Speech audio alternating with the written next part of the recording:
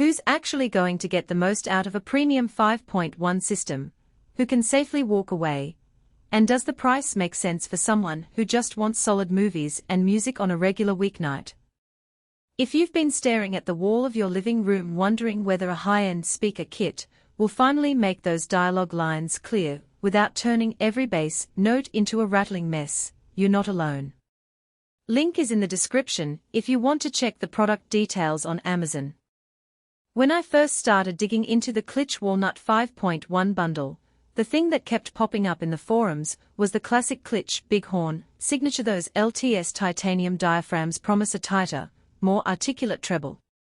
The rest of the package leans on newer CERAMETALLIC woofers, which are supposed to give you that punchy mid-bass without sacrificing smoothness. On paper it sounds like a match made in home theater heaven, but the real question is how those claims hold up once you actually pull the boxes out of the box, run some cables, and press play. Let's talk about the actual setup first, because that's where many buyers trip up. You're getting 3 floor-standing speakers, the RP8000F2, 2 bookshelf surrounds, RP404C2, a Dolby-enabled upward-firing height speaker, RP500SA2, and a 10-inch sub, RP1600SW. The walnut veneer is gorgeous and does a surprisingly good job of blending into a traditional or modern DCR, but each tower is about 3/4 of a meter tall and weighs close to 15 kilograms. If your room is on the smaller side, you'll need to carve out space at least a foot away from the back wall to let the front-firing drivers breathe.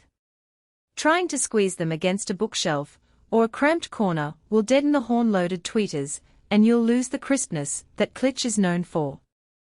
The wiring side is where the dual input terminals become a real convenience or a headache, depending on how you look at it. The front speakers each have separate high-frequency and low-frequency inputs, so if you have a receiver that supports biamping, you can feed the tweeters and woofers on separate amp channels. That can pull out a bit more dynamic range, especially in action movies where the explosions need that extra headroom.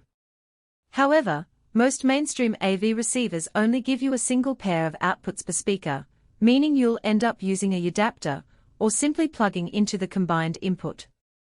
In that scenario, the biamp capability sits idle, which isn't a deal-breaker, but it does feel like a feature you paid for without fully using. Now, for practical strengths. The first thing I noticed after calibrating the system with a basic room correction tool was the immediacy of the high frequencies. Dialogue in a dense drama scene landed right in the center of the listening spot, and you could actually pick out a single violin note in an orchestral swell without the sound washing out. That clarity is largely thanks to the LTS titanium tweeter, which maintains a tighter cone motion than many softer dome designs. The CERAMETALLIC woofers, meanwhile, gave a punchy low end that felt tight rather than boomy.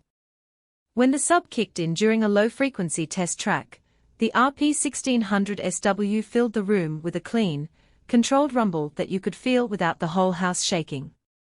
For anyone who watches a lot of action or sci-fi, that combination translates into an immersive experience that feels less like sound coming from speakers, and more like sound surrounding you. A hidden trade-off appears when you consider the upward-firing height speaker. The RP500SA2 is designed to bounce sound off the ceiling to create a Dolby Atmos effect. In rooms with a high, reflective ceiling, the effect is subtle but adds a nice sense of height. In a low-ceiling apartment, though, the reflections can become harsh, and you may end up with a slightly tinny top layer that masks some of the subtle overhead cues. The fix isn't a new speaker, it's adjusting the angle or moving it farther from the wall, which can be a bit fiddly if you don't have a flexible mount. On the downside, the sheer size of the system makes it less ideal for people who want a quick plug-and-play solution. You need a capable 5.1 or 7.1 AV receiver with enough power to drive the floor standers and the sub without clipping.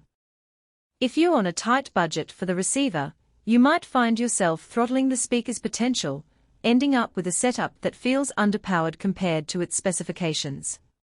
Also, the walnut finish, while beautiful, is a high-gloss surface that can show fingerprints and dust more readily than matte black enclosures. If you have kids or pets that love to climb, you'll need to keep the speakers out of reach, or accept a bit of wear over time.